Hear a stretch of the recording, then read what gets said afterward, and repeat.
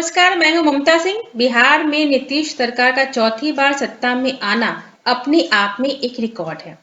15 साल की सरकार पूरा करने के बाद फिर से 5 साल के लिए सत्ता में आना यह आसान नहीं था। चुनाव से पहले के सर्वेक्षणों और चुनाव के बाद के एग्जिट पोल में नीतीश सरकार के जाने और तेजस्वी यादव की अगुवाई में नई सरकार के आने का इस तरह का अनुमान लगा लिया गया था। जमीन पे जो हवा थी और जिस तरह से भीड़ तेजस्वी यादव की रैलियों में दिखाई पड़ती थी, उससे आसानी से यह अंदाजा लगने लगा था कि नीतीश कुमार से लोग नाराज हैं। उनकी सरकार को लेकर लोगों के भीतर एक गुस्सा है। लोग बिहार में बदलाव चाहते हैं और बदलाव का नतीजा नीतीश सरकार के जाने और एक नई सरकार के आने के तौर पर देखा जा रहा था। लेकिन ऐसा नहीं हुआ। इस बार की जो लड़ाई थी वो नीतीश मोदी बनाम मुकाबला तेजस्वी यादव की थी। इस लड़ाई में लोगों की जो नाराजगी थी और इस कोरोना काल में लाखों लाख मजदूर जो बिहार लौटे थे, जो खाली हाथ थे, जिनके पास रोजगार नहीं था और परिवार की बहुत सारी समस्याओं को लेकर वो सड़क पर थे, वो बड़ा मुद्दा था। फिर बाढ़ आई, उससे 12 जिलों के 50 लाख लोग प्रभावित हुए थे। उस समय सरकार की तरफ से बाढ़ पीड़ितों के लिए जिस तरह की मदद पहुंचनी चाहिए थी, वो नहीं पहुंची थी। वो भी नाराजगी लोगों में थी। नौजवान जो पढ़ाई लिखाई कमाई को लेकर बिहार में भटकता रहता है, वो भी नीतीश सरकार से नाराज बताया जा रहा था। इन सब के बावजूद फिर से नीतीश सरकार सत्ता में आई तो उसकी वजह को समझना जरूरी है। पहली वजह कि बिहार का मतदाता बहुत ही मैच्योर मतदाता है। उसे लगा कि बिहार में जितना कुछ भी हुआ, अगर उसके आधार पर हम नेतृत्व में बदलाव करते हैं तो तेजस्वी के मुकाबले नीतीश का नेतृत्व, जिसको नरेंद्र मोदी का समर्थन है, वो कमजोर होगा और उसमें बिहार का नुकसान ज्यादा होगा। इसलिए नीतीश कुमार के नेतृत्व में ही बिहार को चलना चाहिए, क्योंकि उसे मोदी का समर्थन है और यह एक बहुत ही मैच्योर फैसला था जो बिहार से उपजा। दूसरी बात, मोदी फैक्टर एनडीए के लिए एक ताकत है। बिहार में प्रधानमंत्री नरेंद्र मोदी को लेकर एक बड़ा जनाधार है और उनको लेकर लोगों में एक बेहतर राय है।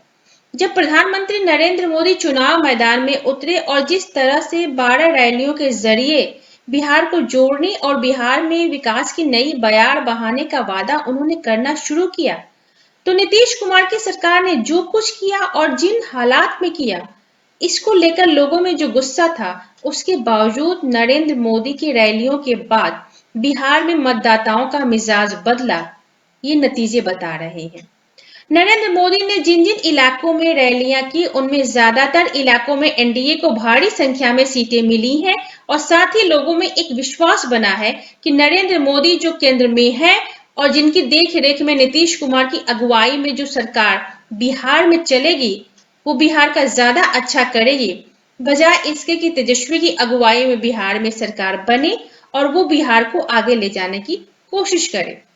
बिहार की महिलाओं ने नीतीश कुमार के हक में इस बार भी वोट दिया है, ये साफ हो रहा है।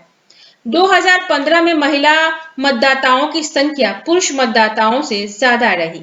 उनमें भी बड़ी आबादी महिला मतदाताओं की नीतीश कुमार के हक में थी। नीतीश कुमार का शराबबंदी का फैसला महिलाओं के बीच में उनकी एक मजबूत छवि बना गया है और उसका फायदा उन्हें 2020 के चुनाव में भी मिला।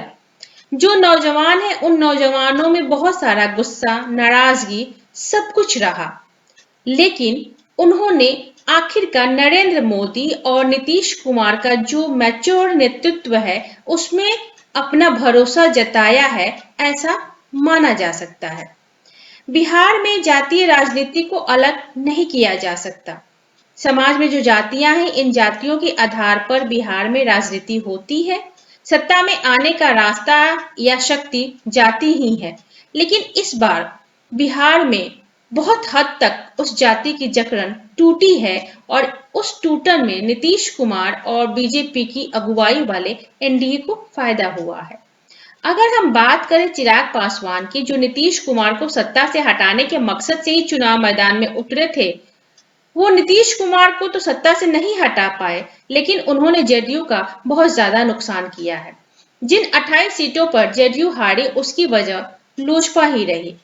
इसके बावजूद भी जेडीयू और बीजेपी को फायदा हुआ और एनडीए की सरकार सत्ता में आई, तो यह एक बहुत बड़ा जनादेश है।